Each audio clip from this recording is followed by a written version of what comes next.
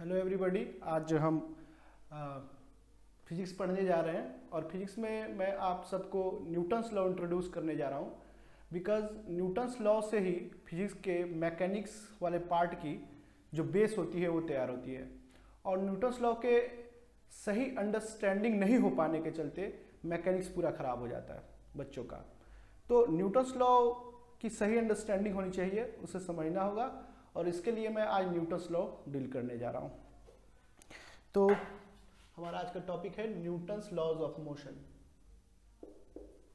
Newton's laws of motion.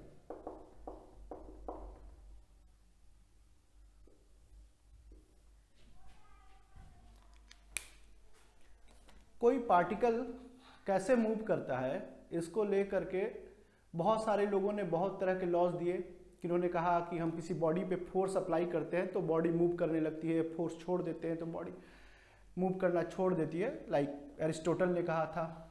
और भी बहुत सारे फिलोसफर और साइंटिस्ट जो उस टाइम के थे वो उन्होंने अपनी अपनी theories the.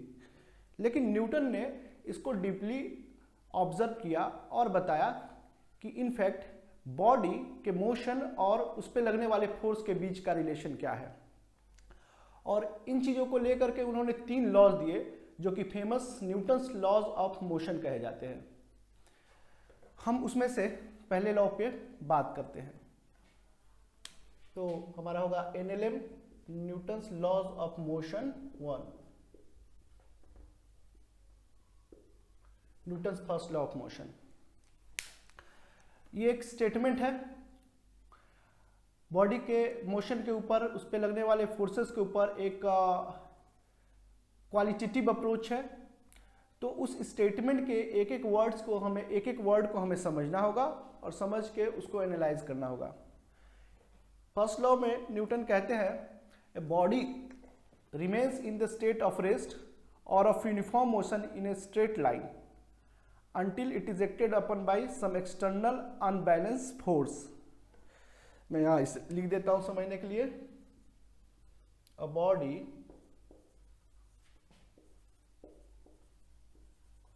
remains in the state of rest or of uniform motion in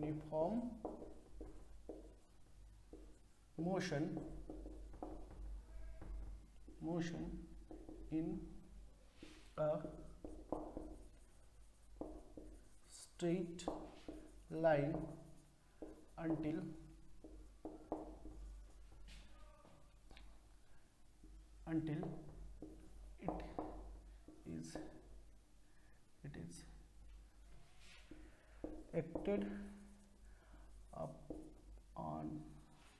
by some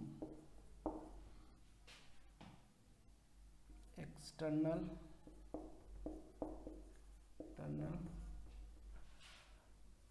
unbalanced net force। ठीक है, तो ये हमारा स्टेटमेंट है Newton's first law of motion का। अब इसको समझने की जरूरत है। एक बॉडी जो कि कहीं पे रखी हुई है, ये खुद ब खुद मूव करना शुरू नहीं कर देगी। इसको कोई फोर्स लगेगा। ये हमारा डेली लाइफ एक्सपीरियंस है कि कोई बॉडी कहीं पे रखी हुई है और एक बुक टेबल पे रखा हुआ है, ये मार्कर है, अगर ये कहीं पे रखा हुआ है, हम इसे मूव कराना चाहते हैं तो हमें कोई फोर्स लगाना पड़ेगा। सिंपली कोई बॉडी हमारी ओर आ रही है, सपोज दैट किसी ने एक बॉल हमारी ओर थ्रो किया या कोई भी ऑब्जेक्ट, तो उसको रोकने के लिए भी हमें फोर्स लगाना होगा। तो ये वेरी ऑब्वियस ऑब्जर्वेशन है हमारे डेली लाइफ का। इसके लिए हमें कुछ एक्स्ट्रा एक तरह से कुछ एनालाइज करने की जरूरत नहीं है। बट न्यूटन्स लॉ में एक्स्ट्रा एनालाइज करने की जो जरूरत पड़ती है वो पड़ती है ये जो टर्म आता है यूनिफॉर्म मोशन।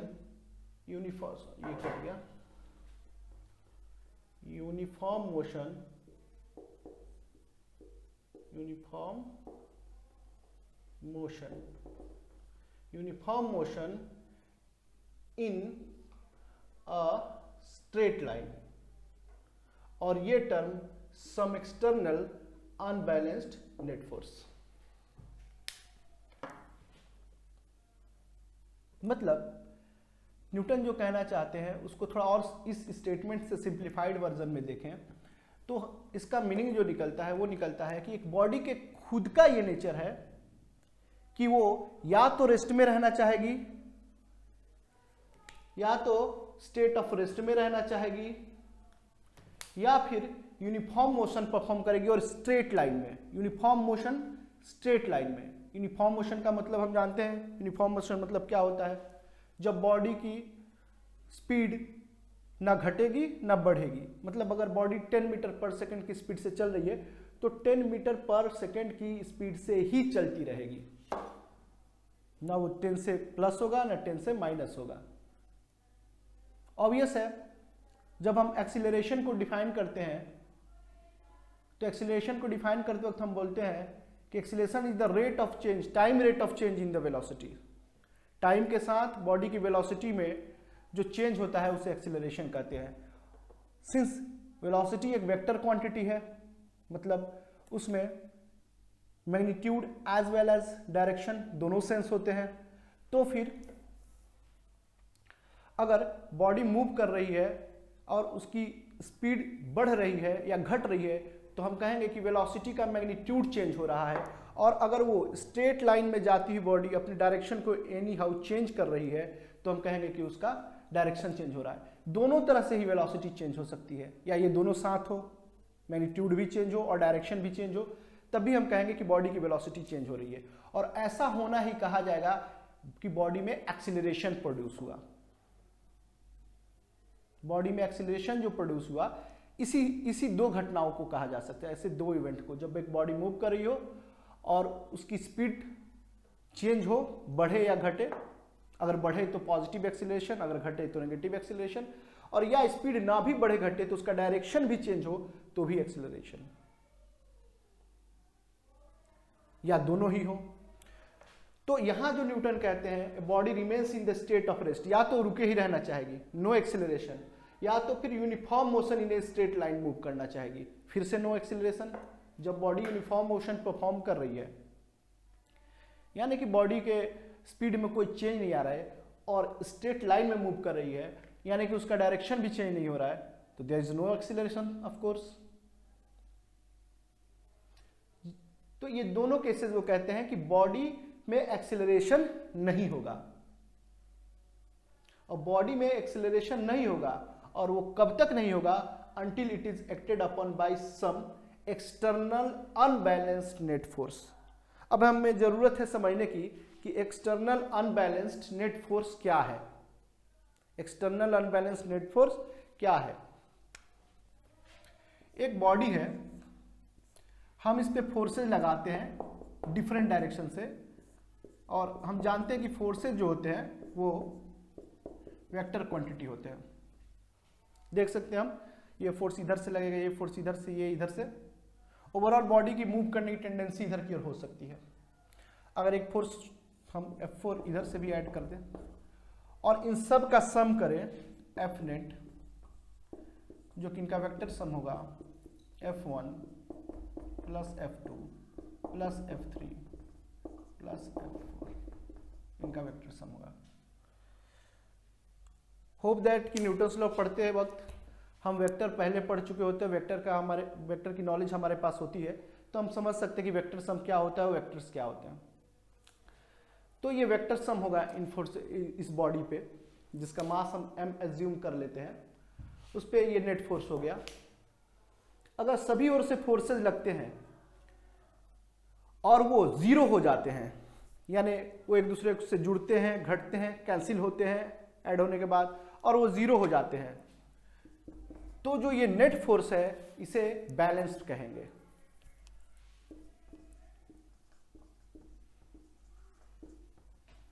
और अगर ये नेट फोर्स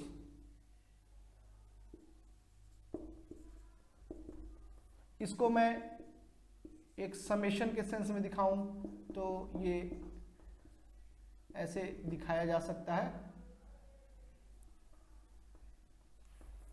सभी लगने वाले एक्सटर्नल फोर्सेस का सम, लगने वाले सभी एक्सटर्नल फोर्सेस का सम अगर ये 0 नहीं होता है तो ये अनबैलेंस है।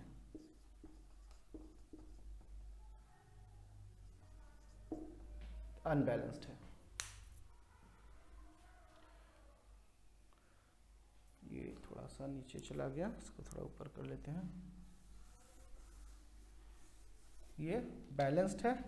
और अगर ये 0 नहीं होता है सेम क्वांटिटी तो ये अनबैलेंस्ड है।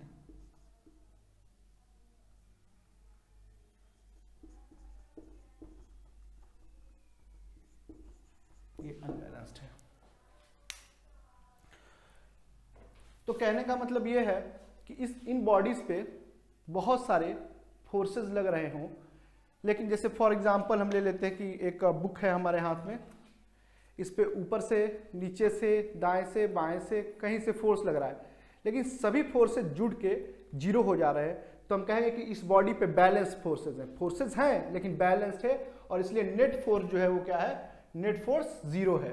बॉडी पे नेट फोर्स 0 है।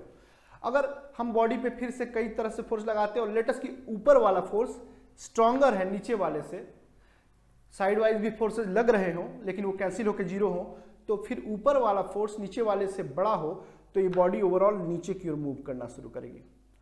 अगर नीचे वाला फोर्स ऊपर वाले फोर्स से बड़ा हो तो ये बॉडी ओवरऑल ऊपर की ओर मूव करना शुरू करेगी।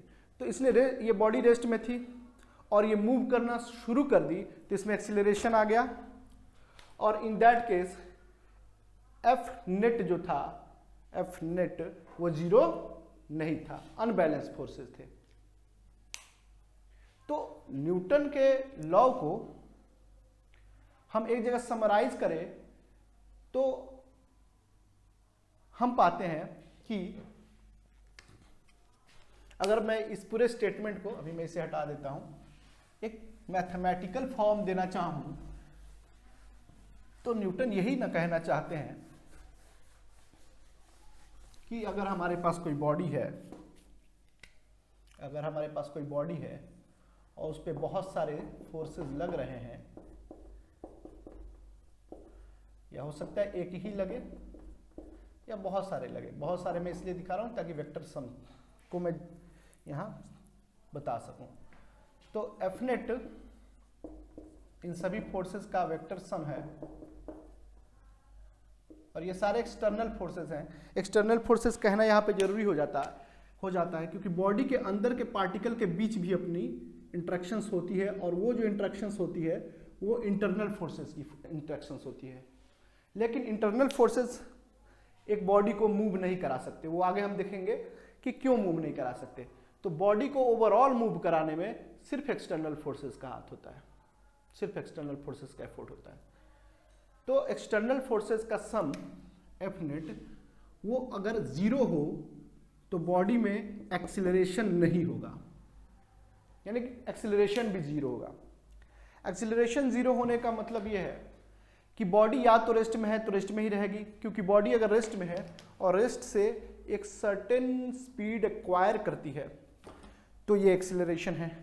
बॉडी एक सर्टेन स्पीड में जा रही है और वो स्पीड बढ़ती है, या बॉडी की स्पीड अच्छी खासी और धीरे धीरे स्लो डाउन होती है, घटती है, ये भी एक्सीलरेशन है, पॉजिटिव या नेगेटिव, लेकिन एक्सीलरेशन है।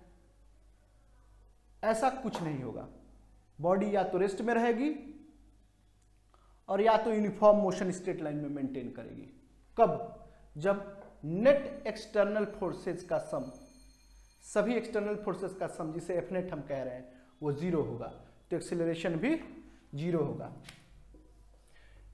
इसका उल्टा भी हम कह सकते हैं, हम ये भी कह सकते हैं कि अगर बॉडी पे नेट फोर्स नॉन जीरो है तो बॉडी में कोई ना कोई एक्सीलरेशन प्रोड्यूस होगा, यानी एक्सीलरेशन भी नॉन जीरो होगा। तो जो स्टेटमेंट न्यूटन्स लॉ का था उसको हमने एक मैथमेटिकल फॉर्म दिया, एक इजी फॉर्म, जिससे हम चीजों को समझ सकें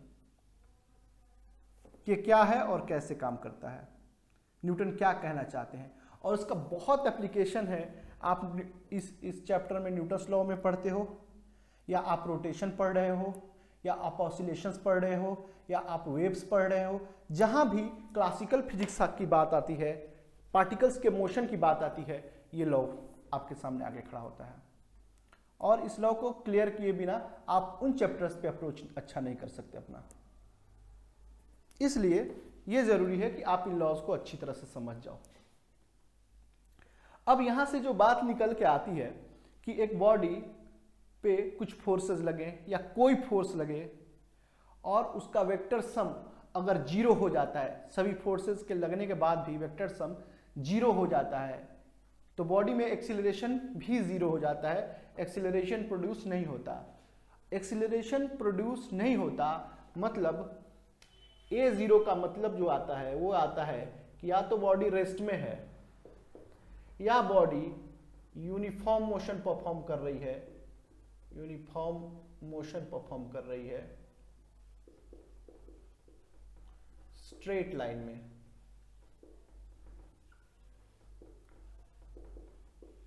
या तो बॉडी रेस्ट में है या बॉडी यूनिफॉर्म मोशन परफॉर्म कर रही है स्ट्रेट लाइन में। उस स्टेटमेंट का एक और पार्ट है या उसका एक और पहलू है कि अगर बॉडी पे नेट फोर्स नॉन जीरो है, यानी बॉडी पे कुछ ना कुछ फोर्स लग रहा है वेक्टर सम होने के बाद भी, तो कोई ना कोई एक्सीलरेशन भी होगा। यानी बॉडी अगर रेस्ट में होगी तो मोशन स्टार्ट कर देगी, अगर यूनिफॉर्म मोशन में होगी तो स्पीड बढ़ेगा या स्पीड घटेगा या डायरेक्शन में चेंज होगा। अब बॉडी की ये जो टेंडेंसी है कि बिना नेट फोर्स के, यानी नेट फोर्स जीरो होने पे वो या तो रेस्ट में रहेगी या तो uniform motion in straight line perform करेगी। इसी टेंडेंसी को नाम दिया इनर्शिया।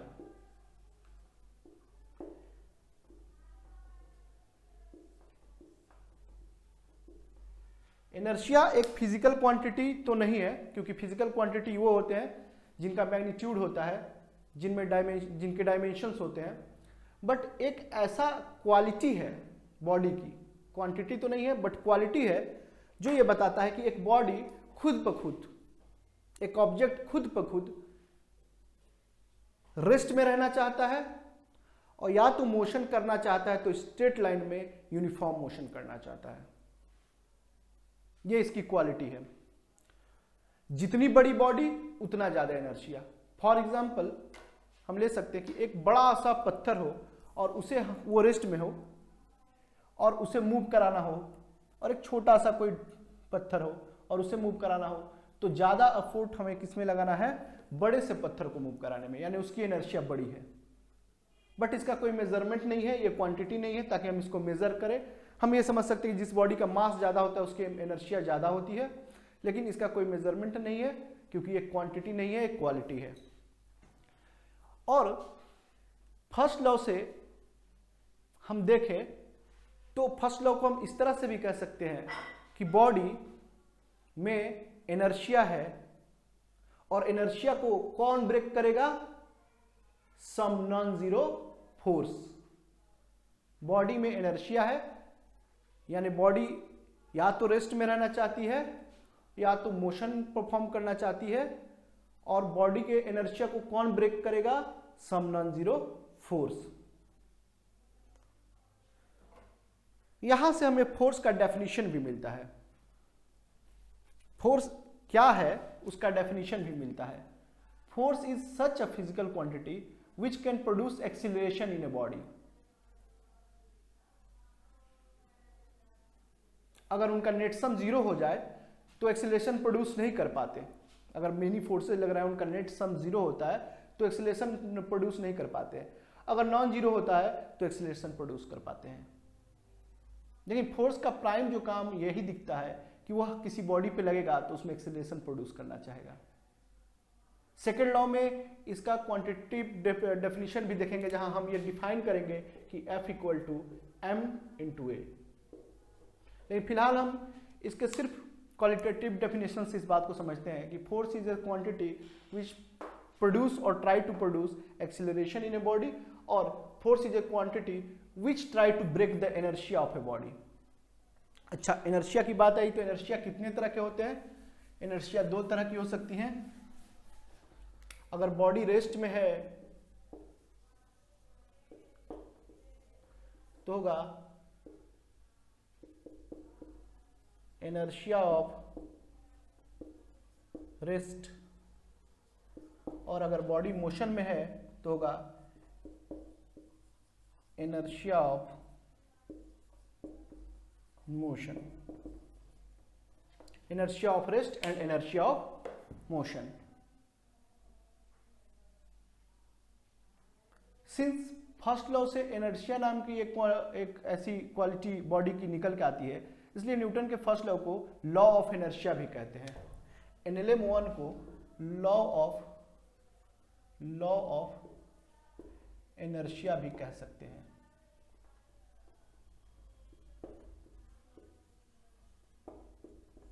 लॉ ऑफ इनर्शिया भी कह सकते हैं।